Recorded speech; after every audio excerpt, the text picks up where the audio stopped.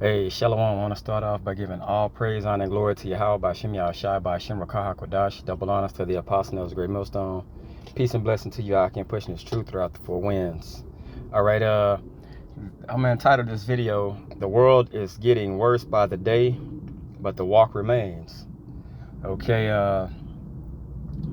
and just through the spirit, I hope this is edifying, but it's really just to show, like, the things we're going through, the prophets of old went through, so when you get to feeling a certain way and your energy is off, your vibration is off, and you just feel like throwing in the towel, understand that's not an option.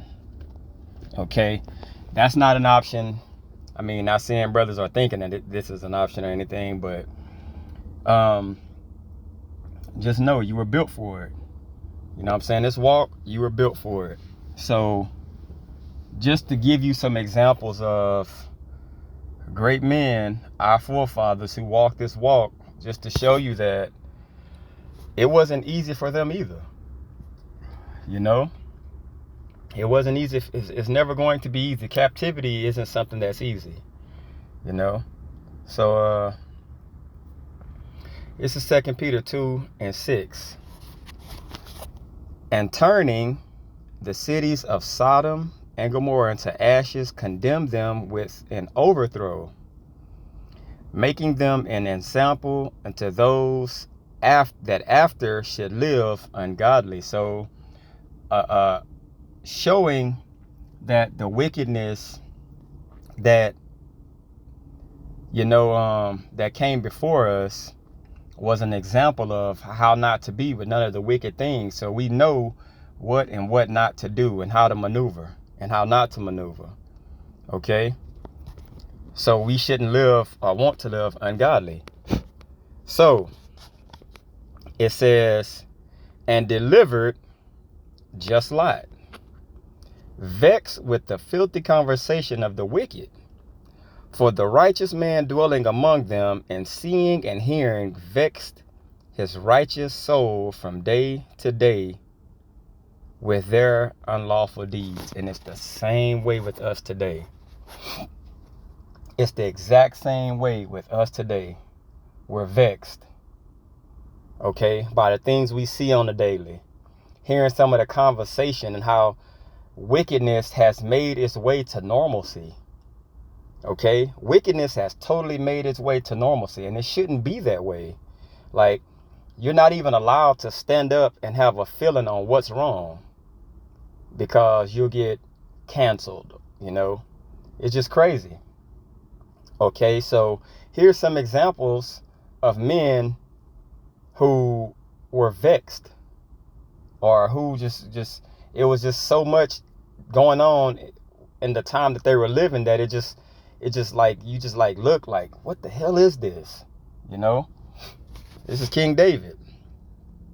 In Psalms 38:3, it says, there is no soundness in my flesh because of thine anger, neither is there any rest in my bones because of my sin. For mine iniquities are done over mine head, as in heavy burden, they are too heavy to bear. So we messed up as the nation of Israel, okay? But the people that's truly feeling the sting of that are basically the elect, because we're living against the grain, okay? We're walking against the grain. We're going against the grain. So when you go against the grain, you get splinters.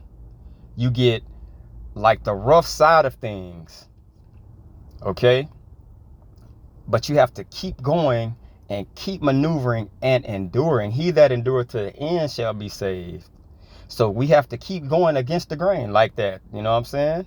So it may feel like when you go and like you going against the grain and it gets really, really tough that you can't handle it, you can. All right? Everybody in your life may turn their back on you. You got to keep walking. People that was there and it just had this solid feel like, man, this is and it just took a slip and a turn in another direction, guess what? You got to keep walking. You got to remain. You have to. Because when everything clears and is said and done, you have to still fight a battle with yourself. Okay? It's Elijah. 1 Kings 19:4. But he himself went a day's journey into the wilderness, and came and sat down under a juniper tree, and he requested for himself that he might die, and said, it is enough now, O Lord, take away my life, for I am not better than my fathers.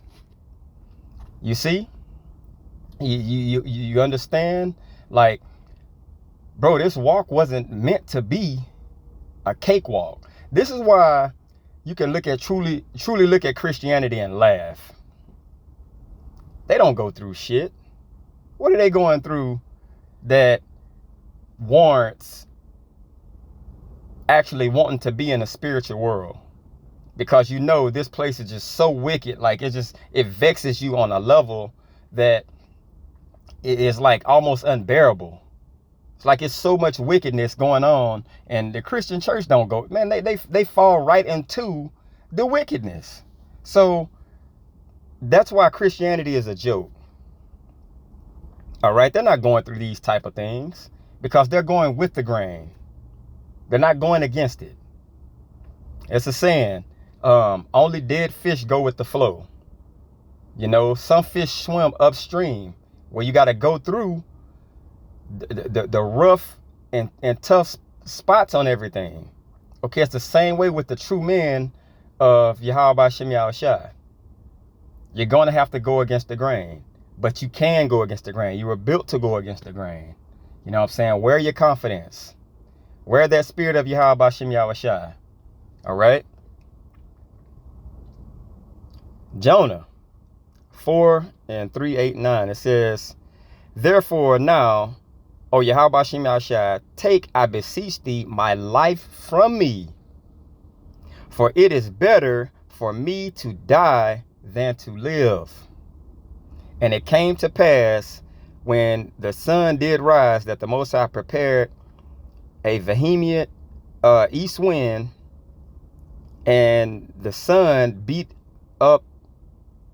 upon the head of Jonah, that he fainted, and wished him in himself to die, and said, it is better for me to die than to live. And the Most High said unto Jonah, doest thou will to be angry for the guard? And he said, I do well to be angry, even unto death. So notice, these men, in all their situations, they didn't want to be in them because they knew how tough it will be. When the Lord calls you to do a job, that job is going to get done, no matter how you feel about it. You know, that's why it says, take everything cheerfully. You know, take it with a smile. It's not going to change. You know, that's when prayer and fasting comes into play. Okay. Job 2:9. Then said his wife unto him, go figure, doest thou retain thine integrity? Curse the Most High and die. That's a whole nother lesson right there. You think women got your back in this thing. But curse the Most High and die. Look at that. 11. Why died I not from the womb? Why did I not give up the ghost when I came out of the belly? I was not in safety, neither had I rest, neither was I quiet, yet trouble came. So nothing, I mean, it's nothing that you knowingly know that you did that warrants you from being in a spot of, you have to go through these things, because you were just called and that fire is constantly poured out upon you, and it's proven that your house was built on a rock. Because a lot of houses, you'll see that they were built on sand. And once they get beat up on, they fall. But the true men of Yahweh B'Shem Yahshua, they're going to remain, they're going to stand and hold their grounds through the Spirit. Okay?